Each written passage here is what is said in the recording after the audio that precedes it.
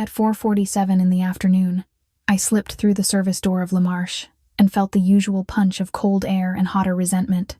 My manager, Todd, stood by the time clock with his tablet angled like a shield, already telling me my overtime line was wrong again. I had worked a double Sunday, but the hours had somehow vanished. He smiled the way people do when they are stealing from you while insisting they are helping. I swallowed my anger because anger does not pay rent. Not for me. Not for Mia. Before I could tie my apron, my phone buzzed with 3 daycare notifications stacked like threats. Mia's after-school program needed the late fee cleared, and they wanted an answer about tomorrow's field trip by tonight. I pictured her small backpack, the purple one with a frayed zipper, sitting by the door of our apartment. Every shift I worked was a math problem. Minutes, miles, and the cost of being the only parent who shows up. I told myself I could handle one more night, as long as nothing went wrong. That was my private prayer. In my pocket, folded until the paper edges cut my fingertips, was the invoice from Lakeview Haven Assisted Living. $3,200 due in 5 days for Mom's room, meds, and the extra aide who keeps her from wandering into stairwells. Linda Brooks used to braid my hair so tight it felt like armor. Now she forgets the braid halfway through and stares at her own hands like they belong to someone else. I had promised her consistency, Mondays, Wednesdays, Saturdays. I had also promised Mia stability. Tonight I was failing both promises, and the clock laughed. At my locker, I unwrapped the velvet pouch with hands that didn't feel like mine. Rose Carter's pearl pin sat on the shelf above it, a tiny moon of worn luster. Grandma had pressed the bottle into my palm 2 months before she died, insisting it wasn't just perfume, it was a way to be found. I dabbed a drop on my wrists and the hollow of my throat. The scent opened warm and strange, like cedar in an old library, amber under church candles, and a flower I couldn't name. I felt instantly seen. The kitchen was already loud with knives and steam, but Chef Roy's eyes cut through the noise when I stepped in. He didn't like servers, yet tonight he looked almost concerned. He tilted his chin toward the corner booth, and I understood without asking that a certain kind of customer had arrived. Roy's rule was simple. Do not argue, do not charm, do not improvise. Bring what he orders, then disappear. I nodded like I agreed, though my stomach tightened. I wondered what kind of man needed obedience before he even ate. Even here, tonight. The dining room was half full, the kind of crowd that wears coats like status symbols and talks softly so other people lean in. From my section, I saw him before I meant to. Dante Moretti sat in the corner as if the room had been built around him. Shoulders still, suit sharp, hands resting beside a wine glass he didn't need. He wasn't flashy handsome. He was deliberate handsome, like a blade kept clean. His gaze moved across faces, not lingering with desire but with inventory. When his eyes passed over me, my skin tightened. I carried menus as if they were shields and walked toward the corner booth, telling myself I had handled worse customers, louder customers, men who snapped fingers like dogs. But Dante's silence had weight. The closer I got, the more I became aware of my pulse, of how the perfume rose with my body heat. His attention found me like a hand on the back of my neck, light but impossible to ignore. I didn't want him to look at me. I also wanted to know why he was looking at me. Why him, tonight? When I reached the table, I felt the room change before any words could. Dante's shoulders locked, and his fingers stopped moving as if someone had pressed pause on him. He inhaled once, deeper than normal, and the smallest muscle along his jaw jumped. I watched him blink like he was sorting memories, not making a dinner decision. Then his gaze fixed on me with a focus that made my throat go dry. He indicated the wine he wanted, and in the same breath he demanded privacy for the entire dining room. Right now, immediately. Todd didn't question it. The host didn't argue. Roy didn't come out swinging a pan. Everyone moved like they'd rehearsed this emergency, guiding diners toward the exits with apologies and promises of comps. Forks froze midair. A woman in diamonds left her clutch on the table and had to run back for it, cheeks red with embarrassment. I stood near the booth, holding my notepad like proof I belonged here, while the room emptied too fast. In less than 5 minutes, the last coat disappeared, and then the doors clicked, soft and final, behind us. The air conditioning hummed louder without voices. Dante stayed seated, calm, as if emptying a restaurant was ordinary. My perfume felt sharper in the bare room. Amber and cedar stretched like wire between us. My mind flashed to Mia's bedtime and my mother's bill, and to the fact I was alone with a man who could move strangers with a sentence. I looked at the front door and noticed the latch set tight. Locked. Not chained, just locked. That was worse. The perfume wasn't beauty. It was a signal, and it had just been answered. The dining room felt hollow, like someone had pulled the sound out by the roots. Chairs sat half pushed in, napkins folded mid-use, a lipstick stain drying on a forgotten glass. The front doors were shut, and the latch sat tight, not dramatic, just final. My ears strained for footsteps, for laughter returning, for anything that said this was still a restaurant and not a scene. I kept thinking about how fast everyone had obeyed, how Todd had smiled and moved people along as if he practiced it. Even Roy in kitchen went quiet, like he was holding breath. Dante stayed seated in the corner booth, his presence filling the empty space the way smoke fills a room. He did not fidget or check a watch. He simply watched me, and that attention made my skin feel too thin. I stood with my notepad against my palm, trying to remember the script of hospitality, trying to make my voice steady inside my head. The perfume on my throat warmed as I breathed, and I saw the smallest change in his face each time he inhaled, as if he were tasting time. My heart asked what he knew about Rose. Without raising his voice, he made it clear he wanted one thing from me: the truth about the scent. I told myself to stay calm, to treat this like a customer complaint, but my body didn't believe the lie. I explained the perfume was my grandmother's, a gift I'd only started wearing after her funeral.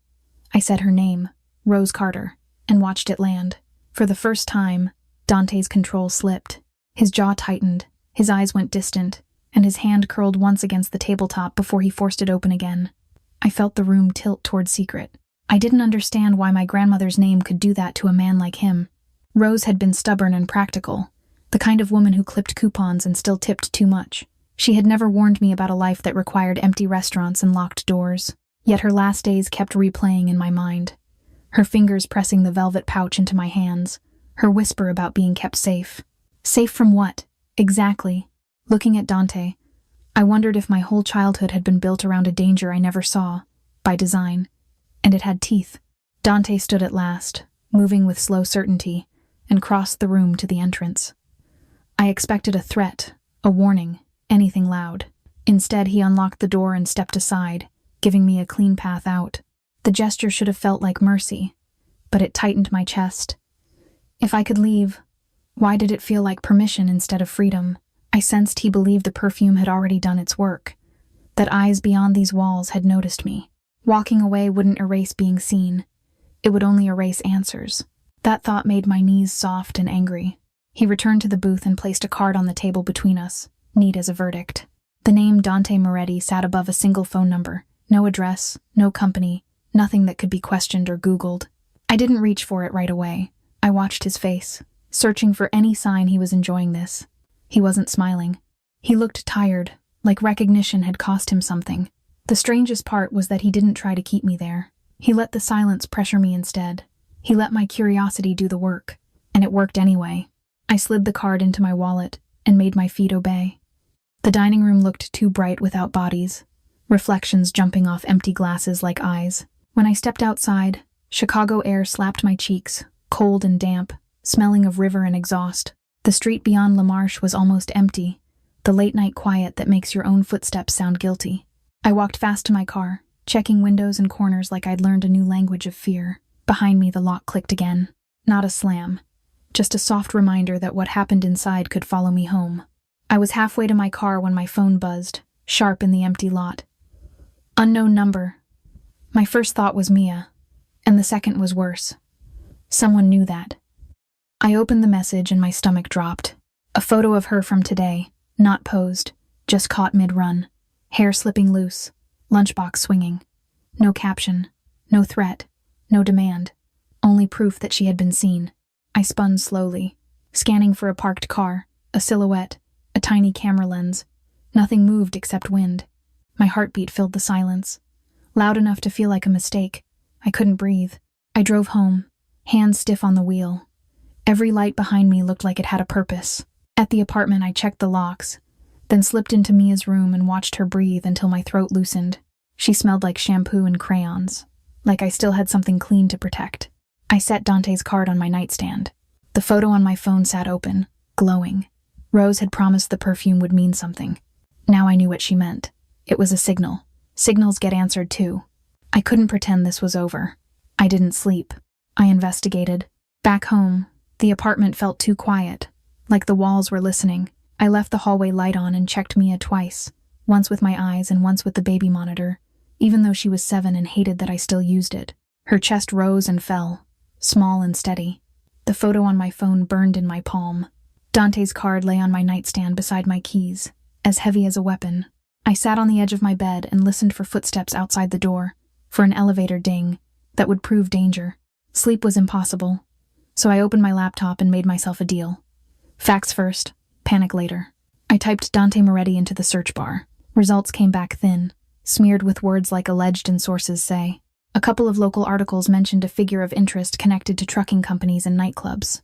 No photos, no official bio, just a name that slid away whenever I tried to grab it. That should have made me feel safer. Instead, it felt like someone had erased him on purpose. Who gets to be invisible in Chicago? And why was he watching me? I switched tactics and searched the Perfume instead, starting with what Grandma had called it in a half-whisper, the Moretti formula. That led me into old lifestyle pages and scanned society columns from the 90s. Evelyn Moretti appeared again and again, described as a reclusive perfumer who gifted scents only to chosen circles. One columnist wrote that her bottles were never sold, only passed hand to hand like favors. The photos showed flakens and women in gloves smiling without warmth. I stared at Evelyn's name until it stopped looking real. Why would my grandmother own something from her world? Then I found a grainy picture inside an archived charity gala write-up. Evelyn stood near a display of perfume bottles, hair pinned back, eyes sharp as glass. Beside her was a younger woman in a black dress, smiling carefully, wearing the exact pearl pin sitting in my locker. The caption listed donors, and there it was. Rose Carter. My stomach dropped. Rose's posture was the one I remembered from every family photo, chin lifted like she refused to beg. She had been in that room. She had known Evelyn. My childhood suddenly felt edited on purpose, and I didn't know. I closed the laptop and went to Mia's door, leaving it cracked the way she likes. I didn't touch her, just watched her breathe and listened to the tiny whistle she makes when she's dreaming. My fear had a shape now, and it was her small body under a blanket covered in stars. I remembered Rose humming while she washed dishes, telling me the world was loud but our home was safe. I used to believe her without question. Now I wondered how many nights she stayed awake like this, listening for danger and pretending it was nothing for me. Back in my room, I reopened the browser and dug deeper. Evelyn Moretti had run something called The Atelier, tucked behind a club off Michigan Avenue. Articles hinted at politicians' wives, judges, and men with unlisted numbers. One piece described her scent as a signature that could identify family without blood tests. That line tightened my throat. I clicked dead links, cached pages, obituaries. Evelyn died years ago, quietly, with no public service. Yet her name still rippled like a warning. If Rose had been in that circle, what did she do to earn it? And why did she run? At 3:47 in the morning, my email chimed, too loud in the dark. The sender was only NR. The note was short and confident, like it had been written while watching my hands type. NR mentioned my caution, said public facts would never close the gaps, and then gave one instruction. Call the number on Dante's card at 10 o'clock sharp, not before, not after. My stomach went cold. This wasn't a stranger guessing. It was someone tracking when I searched, what I clicked, how long I lingered. The apartment suddenly felt smaller than Mia's bedroom tonight. I checked the locks again, then checked Mia again, and hated how fast that became routine. I set my phone on silent but left it face up, waiting, tense. 10 o'clock sharp turned into a deadline. A cliff I was walking toward whether I wanted to or not. I made coffee I didn't need and wrote Dante Moretti on a scrap of paper.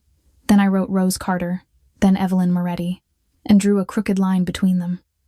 My hands shook, but my thoughts stayed clear. If my grandmother built a wall around our lives, someone had found the door.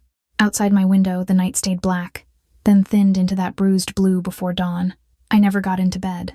I sat up and listened for the elevator, for a car door, for anything that meant someone was near. Every few minutes I glanced at the card on my nightstand, a gate opening. When birds argued on the fire escape, I understood I wasn't chasing a mystery anymore. The mystery had chosen me. 10 o'clock sharp was their schedule, not mine. Refusing it wouldn't make Mia safer. It would only make me blind. By morning, I knew I would call. At 10, the minute hand clicked into place and my thumb hovered above the call button. I whispered 10 o'clock sharp like a spell, not because I believed in magic, but because someone else did. The line connected on the first ring. No greeting, no surprise, just a calm inhale on the other end that told me I was expected. My stomach tightened. Mia was at school, and my mind kept replaying her photo from last night.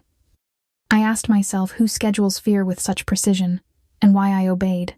I stared at wall, waiting for my life to shift. A soft knock came at my door 20 minutes later, followed by the low purr of an engine outside. A black sedan waited at the curb, windows tinted so dark they reflected only my own face. The driver stepped out before I reached the sidewalk. Marisol Vega looked like she belonged to a different era. Silver streaks in her hair, posture straight, eyes steady. She did not introduce herself with warmth or hostility, only professionalism.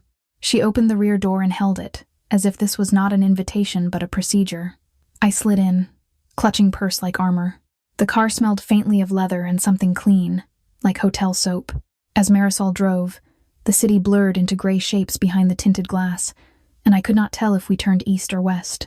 I tried to track the route anyway, counting intersections by feel, but the vehicle moved too smoothly, too controlled.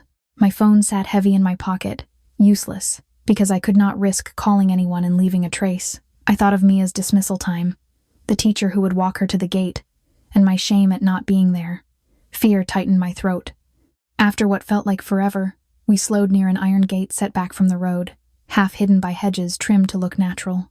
Cameras sat in corners where shadows should have been. The intercom did not beep.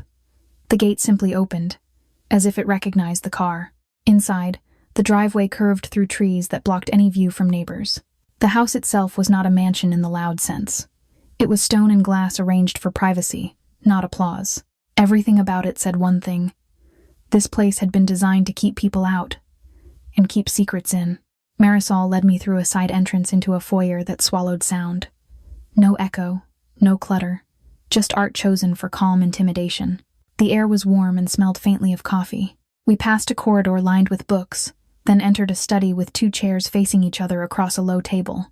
Dante was already there, not pacing, not performing, simply present. He looked at me the way he had in the restaurant, like he was reading what my body tried to hide. I noticed my wrists, where Rose's perfume still lingered, and felt suddenly exposed. Before I spoke, without softening it, he explained that scent in his family was never about seduction. Evelyn Moretti had created a formula meant to function like a seal, a signal carried on skin. It identified people the Morettis were bound to protect, even if documents were missing or names had been changed. He said the world trusts paperwork, but paper burns. Scent does not.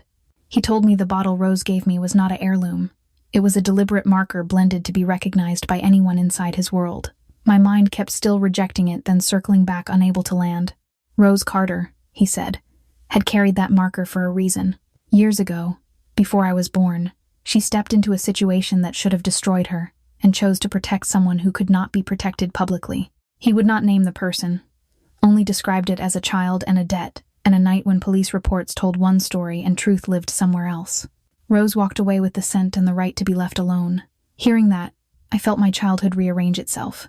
Grandma had not just raised me, she had negotiated safety as contract. He laid out what he could provide: better care for Linda, safer routines for Mia, a buffer between us and men like Sterling. He also warned that the perfume could draw attention from those men, because they understood its meaning. Then he proved he already knew my daughter beyond a photograph. He mentioned her second-grade teacher, Ms. Hargrove, and how Mia forgets her mitten on the playground fence. He said it the way a responsible guardian would, not the way a stalker would, but the effect was the same. My breath caught. If he knew that, others could too. When I left the study, Marisol walked me back through the silent hall as if escorting a witness. Outside, the cold air felt sharper, my lungs full of questions. I held on to one truth. Dante was offering safety, and safety was what I craved most. Yet I could feel the price under my skin, the way the perfume clung even after I wanted it gone. A golden cage is still a cage, even if the bars are velvet. As car pulled away, I noticed a sedan at the corner. It could have been nothing. It could have been a badge. I thought pickup would be normal, just Mia and me. The wind off the street cut through my coat today. Her school doors opened, and kids spilled out laughing anyway. I scanned faces, hunting my daughter's purple backpack first always. That was when 2 strangers stepped into my path quietly. They showed badges fast, like a flash of winter steel. One was Agent Morrison, gray-haired, steady-eyed, unreadable to me then. The other, Agent Park, looked younger and almost kind too. They positioned themselves so I couldn't step backward easily anywhere. I felt eyes on me from cars and windows nearby. Morrison began asking about the restaurant evacuation incident recently, too. Park followed, naming Dante Moretti with calm precision out loud. My stomach dropped, but my face stayed politely blank still. I reminded myself I was a waitress, not a witness. I reminded myself I was a mom, not reckless either. Every word could follow Mia home like a shadow later. So I told them the smallest truth I could afford. A customer requested privacy, management complied, and I left afterward. I kept my voice even, like I was reciting hours. Inside, anger rose because the law arrives after damage done. Where were they when my overtime vanished, or rent climbed? Where were they when Rose worked doubles, stayed silent always? Park asked if Dante spoke to me alone that night. I shook my head once, careful, like moving might break. Morrison watched my hands, as if reading fingerprints from air. She mentioned surveillance footage, timelines, and a corner booth too. I said I handled tables, not investigations, not secrets ever. The word alleged floated between us, polite and poisonous today. Mia appeared behind glass doors, searching for my face quickly. My pulse jumped, and I hated that they saw it. I needed this over before she reached the sidewalk alone. Morrison leaned closer and said my grandmother's name, Rose Carter. The sound hit me harder than Dante's name ever could. She implied Rose appeared in an old, unresolved file somewhere. Not a rumor, not gossip, but paperwork that still breathed. My mind flashed to that gala photo and pearl pin. Rose wasn't just my shelter. She was someone's evidence once. I asked myself what she did to keep us safe. I asked myself who hunted her, and who owed her. Park softened his posture, offering help if I felt threatened.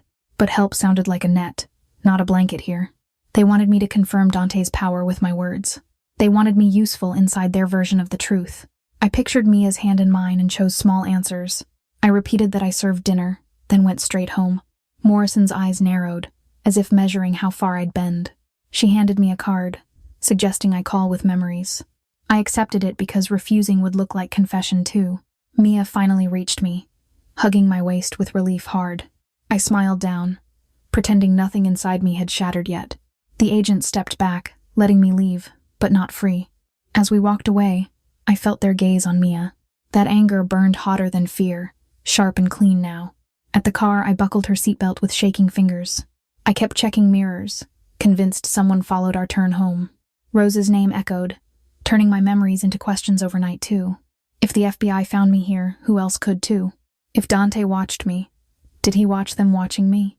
My phone buzzed as we pulled into our parking lot. Unknown number again, like the night refused to end today. I didn't answer, but I knew who it belonged to.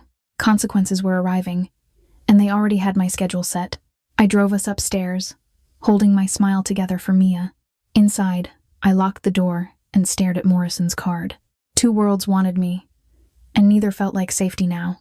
I set Dante's card beside it, like opposing magnets here. Somewhere between them was Rose, still protecting, still silent always. My chest hurt with dread, but my mind stayed sharp. I understood the next move wouldn't be mine alone either. The phone buzzed again, insistent, patient, like power waiting nearby. I let it ring, then opened my laptop without thinking, because staying ignorant was no longer an option for mothers. And because someone had just proven my grandma wasn't innocent. Outside, sirens wailed somewhere distant, a city breathing trouble tonight. I promised Mia dinner, then ate nothing when she slept. In the dark, I waited for Dante to speak first, because I sensed he already knew about Morrison and Park. And when he spoke, I would be choosing sides again. My throat tightened as I imagined deals, immunity, betrayal too. I didn't want to be brave, just to survive today. Yet survival was turning into strategy, whether I agreed or... Rose had built walls.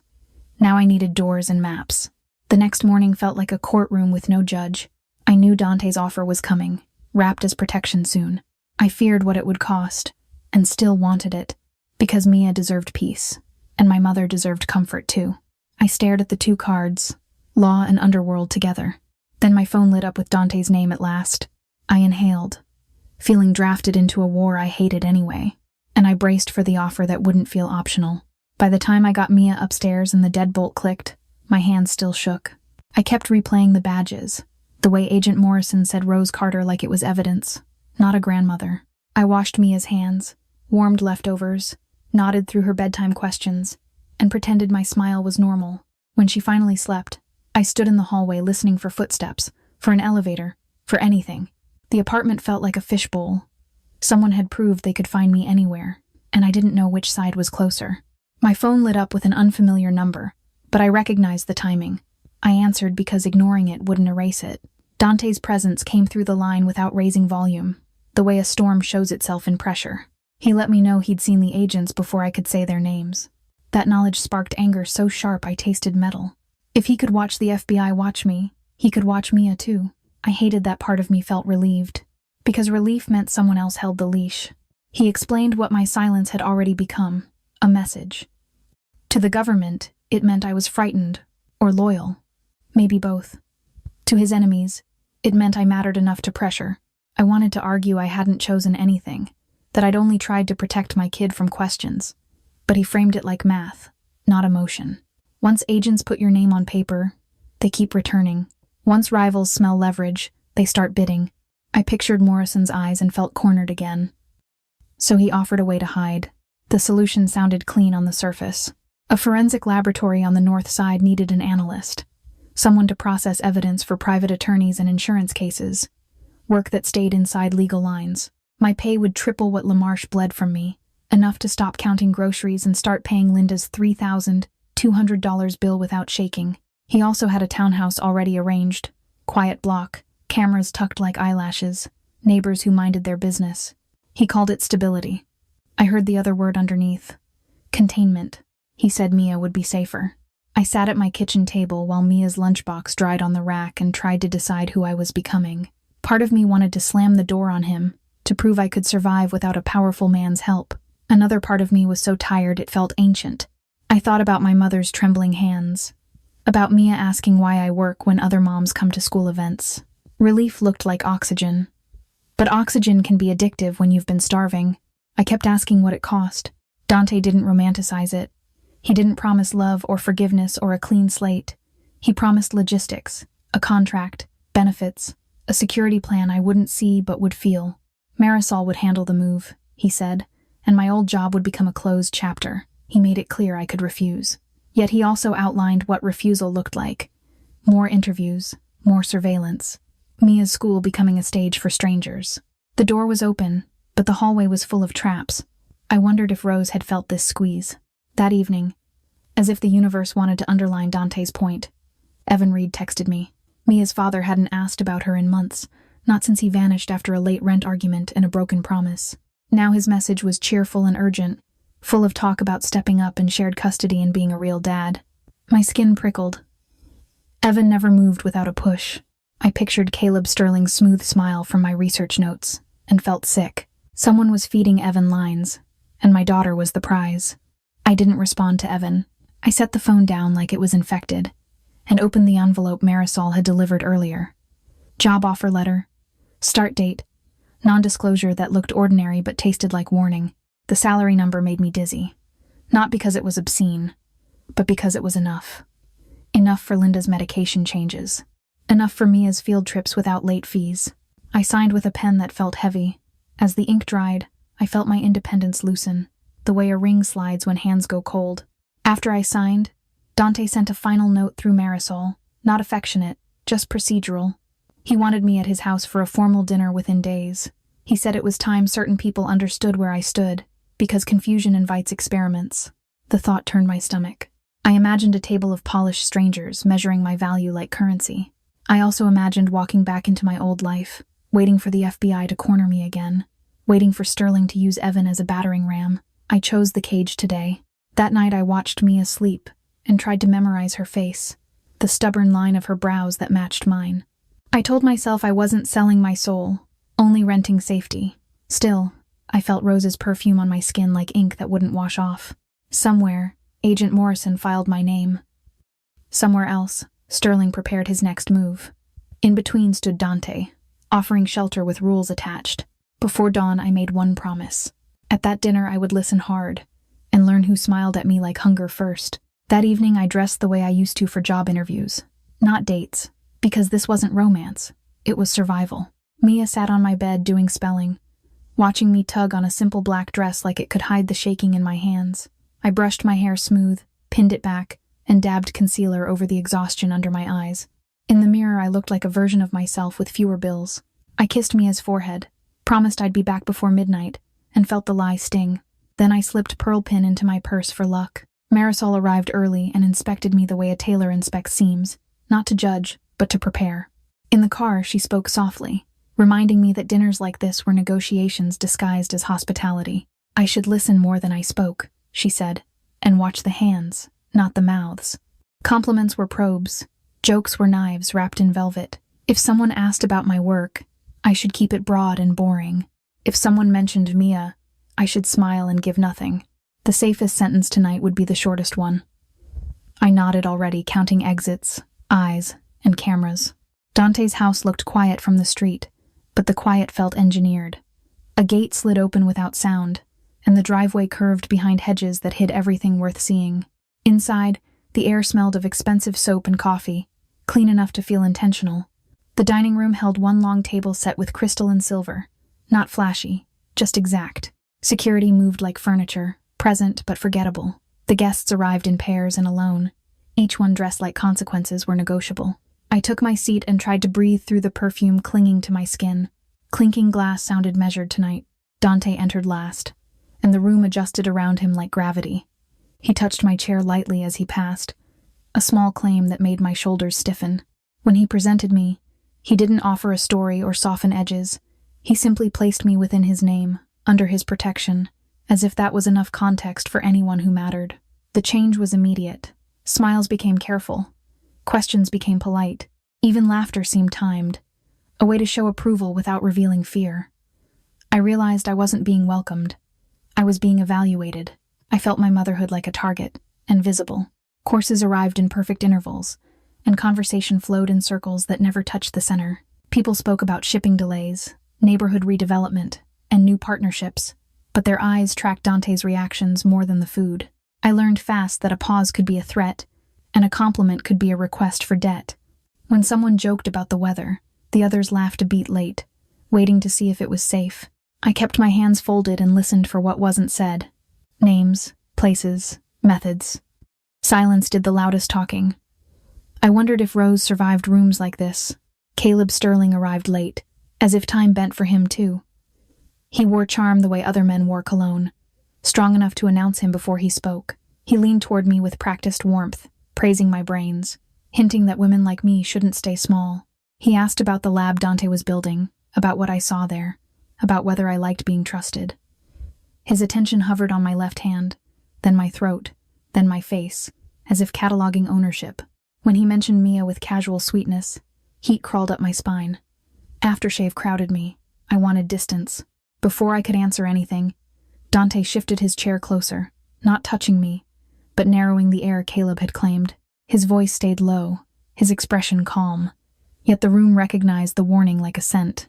Caleb laughed lightly, but his eyes sharpened, calculating. Dante placed a hand near my glass, close enough that I felt protected and pinned at once. I hated that my body relaxed. I hated that I liked it. In that moment I understood restraint was Dante's weapon, and closeness was his shield. Both could become mine, if I allowed it. Table grew quieter around us. Dinner ended with polite goodbyes and kisses in the air, but my nerves stayed buzzing. As Marisol walked me toward the side entrance, I saw a car idling beyond the hedges, headlights off, silhouette familiar in the driver's seat. For a second I told myself it was paranoia. Then my phone vibrated with a photo message from an unknown number. Evan Reed stood outside a bar, shaking hands with a man I recognized from the table, one of Caleb's shadows. No caption, no threat, just proof. My throat closed. Mia's father was in orbit, and I hadn't noticed the pull. On the ride home, Chicago looked normal, but my life felt rerouted. Dante's protection had blocked Caleb's smile from turning into something sharper, yet it also painted a spotlight on me. I kept thinking about Evan's handshake and Rose's silence, and how both worlds used paperwork and perfume to mark people. If I stayed near Dante, I needed more than safety. I needed agency. I needed to know the rules before they were used against Mia. Still, when I remembered Dante's restraint, I felt something soften inside me, and that softness scared me. By morning, the lab would feel different. Moving into the townhouse should have felt like winning, but the quiet came with instructions. The street was calm, the porch light timed, the locks new, and the windows just dark enough to hide who watched. On the first morning, I brewed coffee and waited for my chest to unclench. It did, a little, and that scared me more than panic ever had. Safety is a habit, and I did not trust myself to build one. I kept checking the peephole, then felt foolish, then checked again. Mia teased me, and I laughed anyway. My laughter sounded borrowed, not mine. At the lab, everything had a label and a chain of custody, even the air. I learned the swipe codes, the sterile smell, the careful way technicians avoided personal talk. After drop-off at school, I drove to work, analyzed samples, wrote reports, and left before traffic turned mean. At lunch, I called Lakeview Haven for updates on Linda, listening to nurses describe good days and confused ones. The paycheck hit my account on time, and I stared at it like it might disappear. Triple income meant fewer late fees, but it also meant someone had decided I deserved it. Dante started appearing in the quiet spaces between my routines. One afternoon, a security guard handed me a paper cup from the cafe I had mentioned once, the one that adds cinnamon without asking. Dante stood by the lab window, watching snow drift over the parking lot, not crowding my desk, just existing nearby. He asked about Mia's spelling test and remembered the name of her favorite rabbit. He never pushed for closeness, never demanded gratitude, and that restraint felt like kindness. It also felt like training, like he was showing me what calm looks like when you have power. Being a single mom means you live in alerts. A missed call can be a crisis. A stranger near the school gate can change your day. I used to think love was a luxury I could postpone. Now I caught myself relaxing when Dante's car idled nearby, and I hated that my body trusted it. Relief made me feel guilty, like I was cheating on my own toughness. Some nights I lay awake and listened to the heater click, wondering if safety was real or rented. I wondered what happens when the rent comes due in ways money can't cover. The truth hit me in a staff meeting I barely understood. Someone mentioned a new client list and how the lab's reputation mattered. I asked a technician later why Dante needed a forensic lab at all. The answer came in fragments. The work was legitimate, but the building created a respectable address, a paper trail, a reason for people to visit and money to move. My name on the door gave it credibility. My scrubs and reports made the place look harmless. I wasn't laundering cash, but I was laundering trust. My stomach turned. It was built to need me. I drove home furious, then felt ashamed for being furious. Dante hadn't asked me to break laws, but he had positioned me like a shield he could point at the world. I thought about those dinner guests smiling politely at my usefulness. I thought about the FBI card in my wallet and how credibility can be weaponized. For an hour, I paced the townhouse, trying to decide if I was complicit or simply trapped. Then Mia asked why I looked sad. I told her I was tired, because that was safer than telling her adults trade people like tokens sometimes. The next day, Marisol visited the lab with a folder and the calm that makes you confess without realizing. She checked my badge, my paperwork, my commute. I felt inspected, and she didn't deny it. In her world, she reminded me, being useful keeps you close, but it also paints you as replaceable if you stop fitting the plan. She said it gently, like advice from an aunt who has buried too many secrets. I asked myself whether Rose had heard that warning once.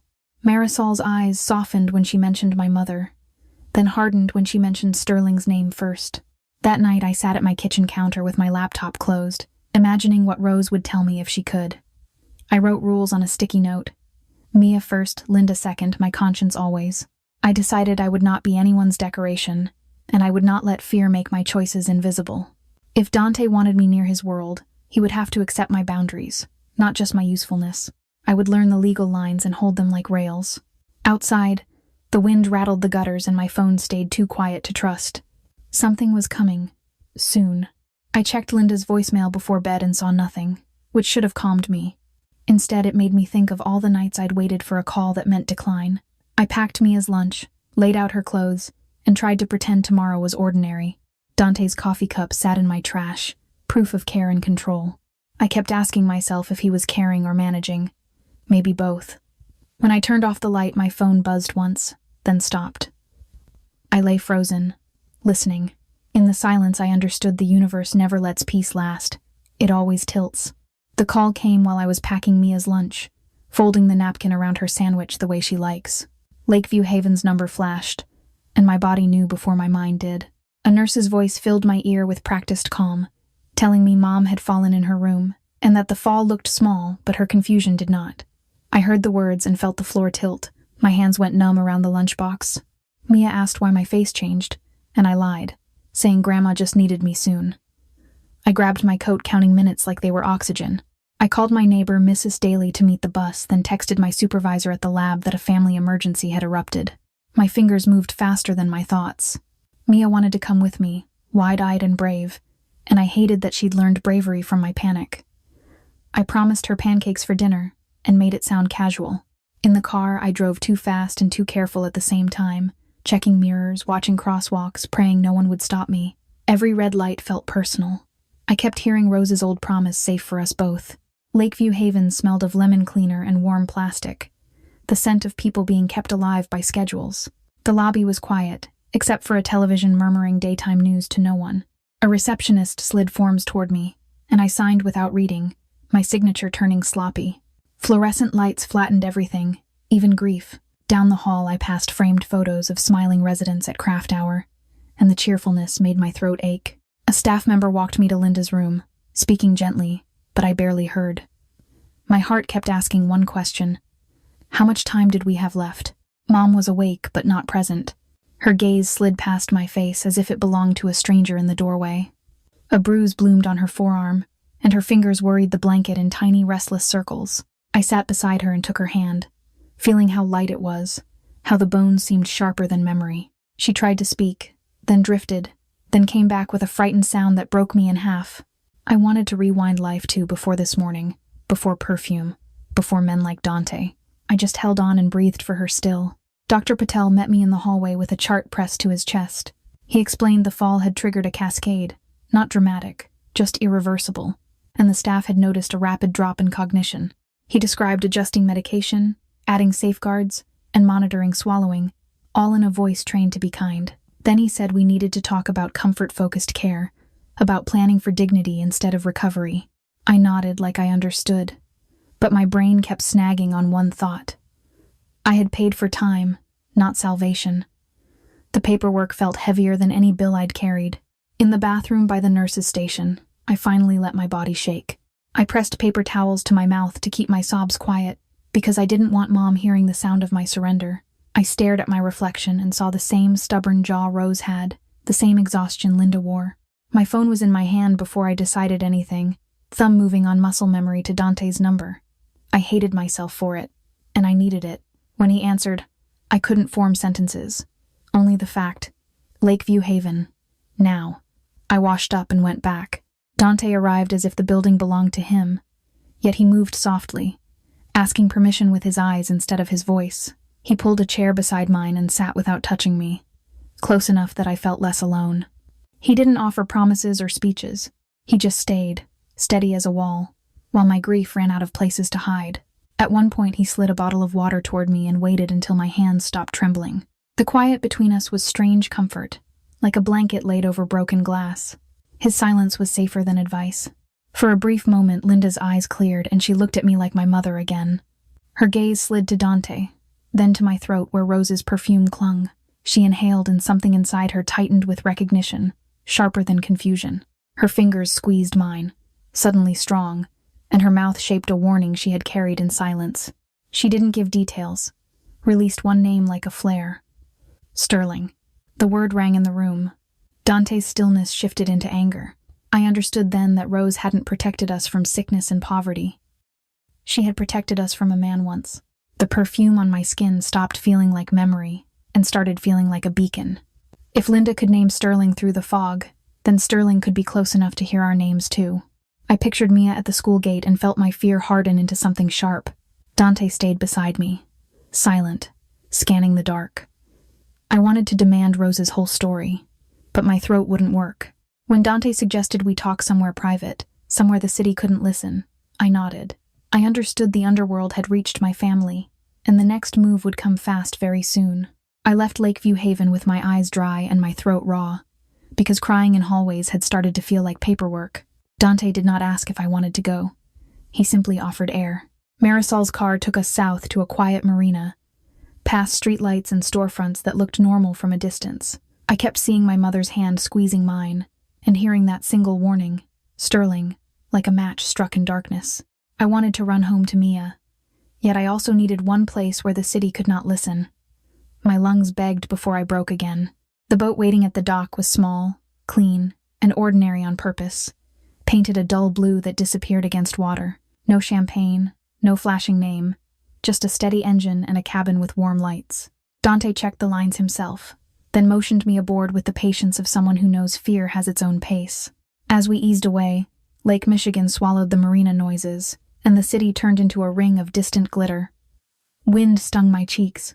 Waves tapped the hull like quiet questions. For the first time all day, I could hear my own breathing. I leaned on the rail and pictured Mia's face when she says she is fine, even when she is not. Being a single mom means you carry two kinds of panic, yours and the one you cannot let your child see. I had been strong so long that strength felt like a muscle stuck in spasm. On the water, I finally admitted the truth. I wanted help, and I hated that I wanted it. I wondered what love costs in Dante's world, and whether it always arrives with surveillance. The lake answered with cold spray, and Hart kept counting exits. Dante stood beside me, hands in his coat pockets, staring at the dark water as if it held a map. He spoke carefully, like each sentence had to pass a test before it could live. He told me he had been trying to understand what I meant to him since the night he smelled Rose's perfume in the restaurant. Not obligation, not curiosity, something heavier.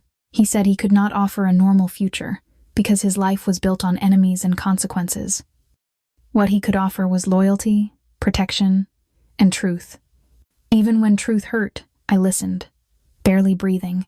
Then he reached into his jacket and produced a small velvet box. Inside lay a thin chain and a crystal pendant, clear as ice, holding a single drop of amber liquid. He explained that it was the oath marker, the first formula Evelyn Moretti sealed, kept to recognize who belonged and who must be guarded. The drop looked alive, shifting with the boat's sway.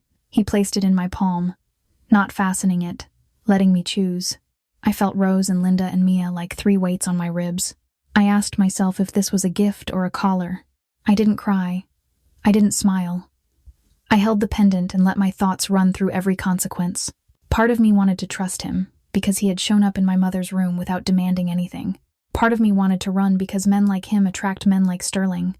I felt attraction too, quiet and inconvenient, and guilt for feeling it while Linda faded. I told myself choice mattered more than romance. I would accept protection only if it came with my rules. Mia first. My work honest, my voice heard. I slid the chain around my neck. When we turned back toward the marina, the city lights grew brighter, and the sealed room of water began to open. Dante's phone vibrated once, then again, and his posture changed, not panicked, but sharpened. I noticed 2 boats farther out, moving in parallel, too steady to be casual. The wind carried a faint engine note that didn't match ours. Dante signaled to someone and the cabin light went off, leaving us in shadow. My heartbeat turned loud. I kept thinking of Mia's school gate and Evan's sudden messages. If Sterling was hunting, how close was he now to us? As we docked, Marisol was already waiting, face tight. My phone rang from the school's number, and I answered with my hands numb. The office explained there had been confusion at pickup. A man claiming to be Mia's father insisting on taking her early. Evan's name hit me like a shove. The staff had stalled because my emergency contact list didn't match his story, and because a sedan had been watching the curb. Dante's people moved fast, not violent, just precise, redirecting routes, placing bodies between Mia and strangers. I tasted bile. This wasn't a warning. It was an attempt. In the car back to the townhouse, the pendant pressed against my throat, warm from my skin, and the perfume inside it seemed to breathe. Dante sat beside me, silent again, but his silence felt like a plan unfolding. I realized love in his world does not come with flowers. It comes with contingency routes, drivers, and eyes on corners. I held my phone like a weapon, waiting for Mia's voice, waiting to hear she was safe in my arms. My heart kept repeating one truth. Mia was inside the blast radius. If I didn't take control, someone else would.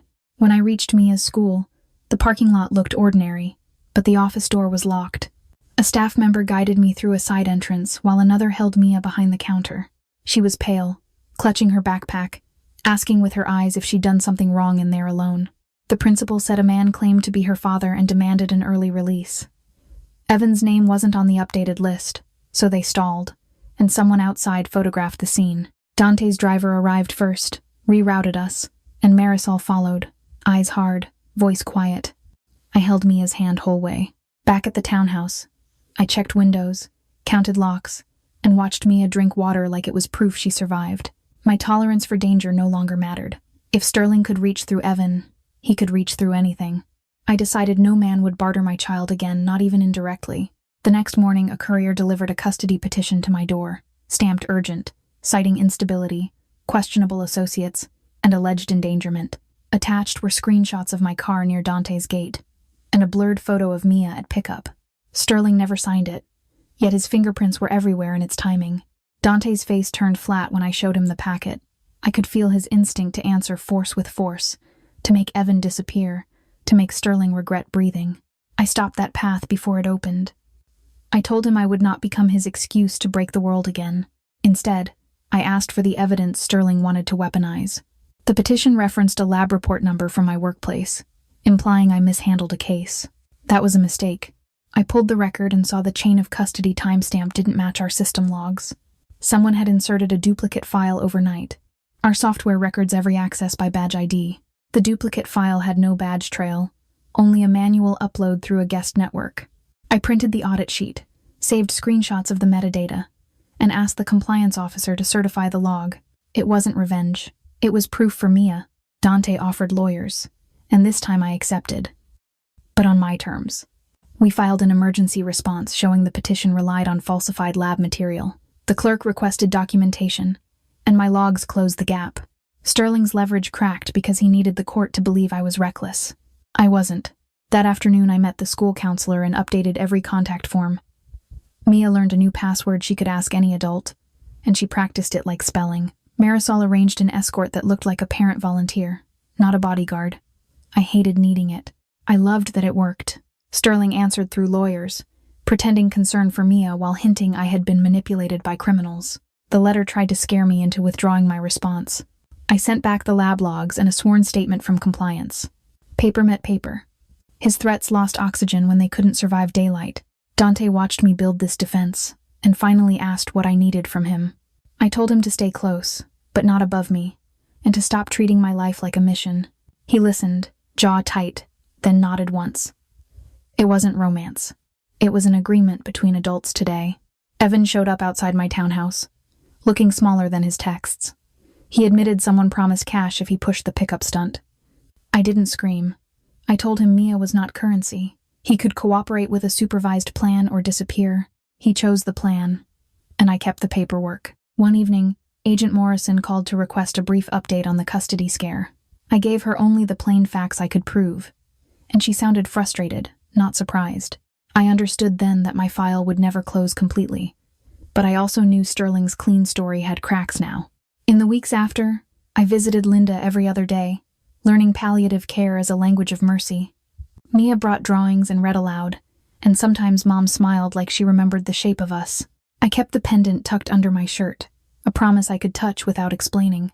While I fought Sterling's paper war, Linda slipped further away. Lakeview Haven called one morning, and I drove there with Mia's drawing on the seat. Mom's breathing was slow, her eyes calm. I held her hand, whispered what I never said, and she left without fear in our quiet love. The funeral was small, the kind Rose would have preferred. Mia held my hand tight. Dante stayed a few steps back, not claiming space, only present. He covered the costs quietly. When I spoke about Linda's laugh, he looked down, and I felt respect instead of spectacle for once today. Afterward, on my balcony, I touched the pendant at my throat. The trapped drop of perfume glowed. Rose never meant for me to be claimed. She meant for me to be found by safety before predators arrived. The scent was both warning and map, and now I finally understood it. Love isn't a dramatic scene. It is daylight protection, paperwork, patience, and the refusal to become cruel just because cruelty is available. Dante showed me restraint can be devotion. I showed him devotion must include consent and boundaries. That is how we beat Sterling without becoming him in the end. If you were me, would you run, or would you stay and fight for your child? Tell me in the comments. If this story hit your heart, please like, share, and subscribe. And keep watching, because the perfume doesn't stop traveling. Somewhere in Chicago, another person is breathing it in.